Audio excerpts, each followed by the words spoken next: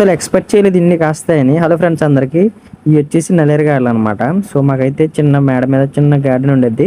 So నేనైతే చూపిస్తా చూడండి. ఆ నల్లేరుగాయలు అయితే పచ్చడికి బాగా పనికొస్తాయి, చాలా మంచిది.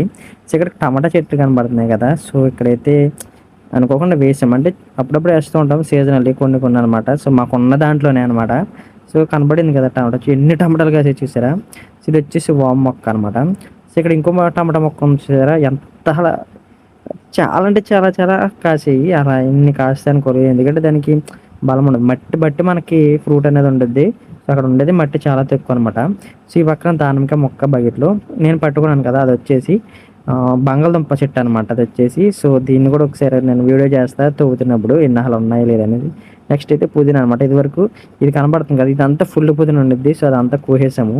సో నెక్స్ట్ ఇది వచ్చేసి పచ్చిమిరపకాయ మొక్కలు ఇవన్నీ. నెక్స్ట్ ఇది వంకాయ మొక్క అనమాట.